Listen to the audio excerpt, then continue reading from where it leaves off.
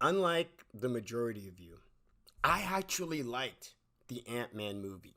I actually liked Ant-Man and the Wasp.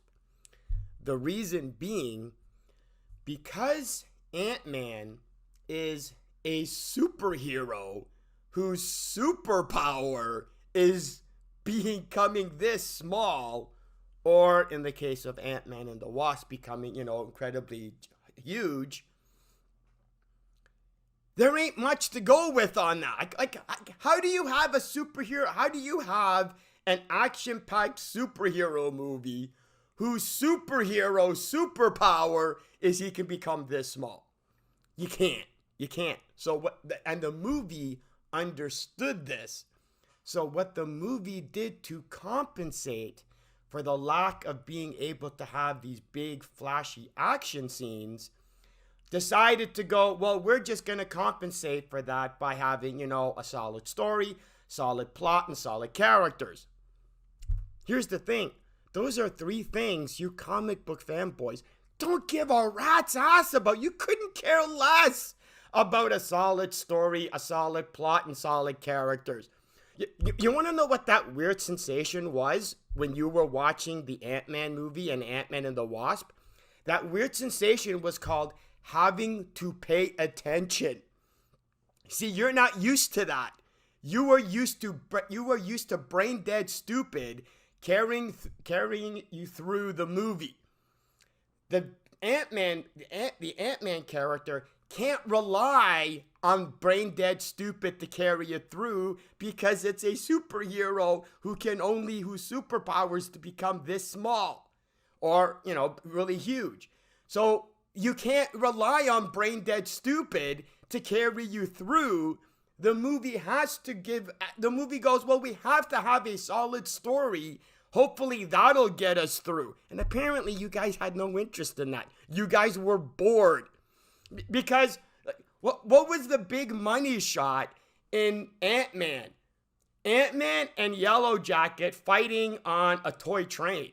That was the money shot for the Ant-Man movie. Boring. What was the money shot in Ant-Man and the Wasp? Scott Lang becoming giant size. That was the big scene. No pun intended. That was the big scene in Ant-Man and the Wasp. Scott Lang becoming huge. You can't possibly compare Ant-Man to Thor or Captain America or Iron Man or the Guardians of the Galaxy or anybody, including Doctor Strange.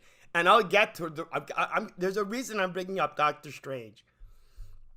So because of that, because the Ant-Man movies are about a superhero whose superpower is to become this small, it has its own distinct style. Yes, it tries to follow the MCU formula as much as it can, but it's limited.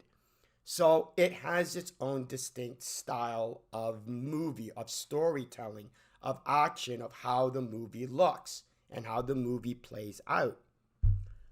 And because of that, I'm watching the trailer for Quantumania and I'm going, this isn't an Ant-Man movie. Like, what is this?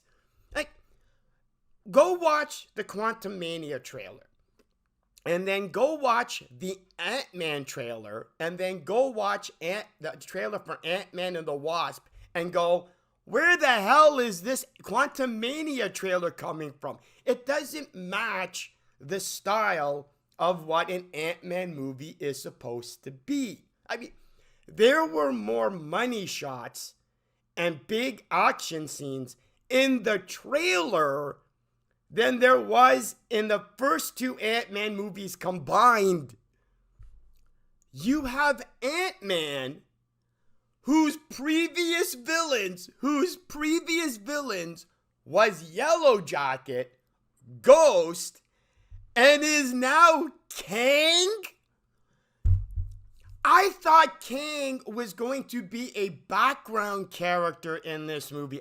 Because how is Ant-Man on the level of Kang? Ant-Man being on equal ground with Kang the Conqueror is equivalent to the Suicide Squad being on equal ground with Starro the Conqueror. And the reason the Suicide Squad movie was able to get away with the Suicide Squad being able to take out Starro the Conqueror is because you guys know jack shit about Starro the Conqueror. And the reason this Quantumania movie is gonna get away with Scott Lang being able to take on Kang the Conqueror is because you guys know jack shit about Kang the Conqueror. Why is Kang the Conqueror having a fist fight with Scott Lang? What? Why would Kang the Conqueror need Scott Lang? Kang the Conqueror, who took out the other alternate timeline Kangs all on his own, took out, I believe, 5 other alternate universe Kangs. That Kang, for some reason, somehow needs Scott Lang.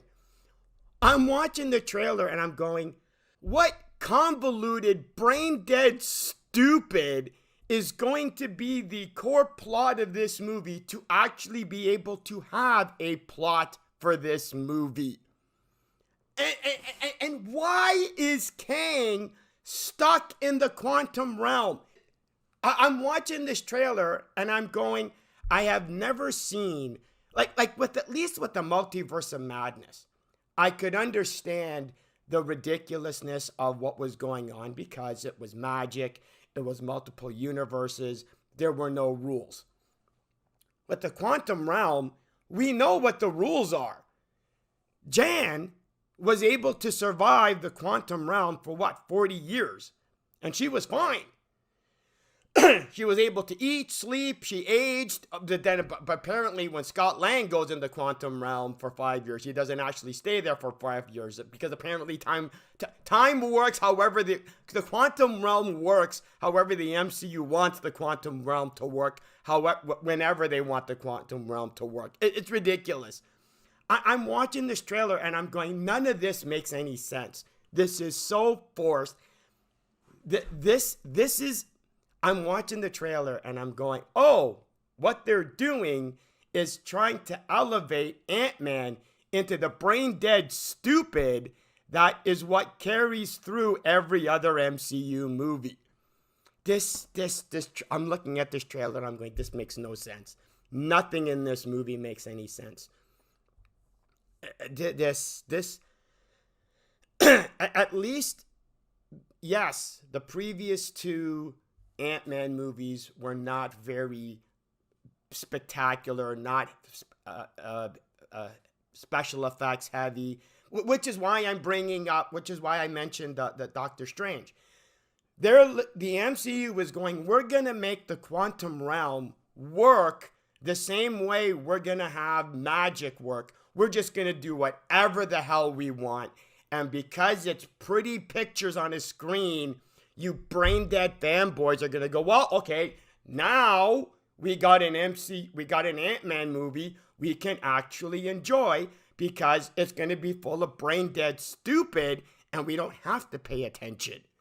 This is... Now, I'm gonna watch the movie, but here's the thing. I'm going to be watching Quantumania for the same reason I watched Thor Love and Thunder and Doctor Strange The Multiverse of Madness, to see what a train wreck it's going to be, to see what brain dead stupid is going to be necessary to keep moving the plot forward.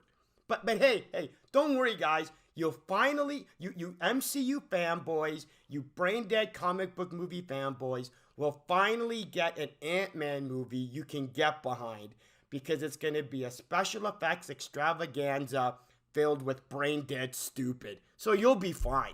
You'll be fine. The MCU is just going to do with the Ant-Man movie and the Quantum Realm with what they did with the Multiverse of Madness and with Spider-Man No Way Home.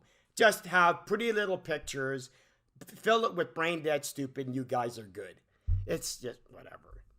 I try to understand this. From this trailer, from this trailer. Scott Lang is the first line of defense against Kang the Conqueror. Scott Lang is the first line of defense against Kang the Conqueror. Whatever. Anyway, I'm done. I'm out of here. See ya.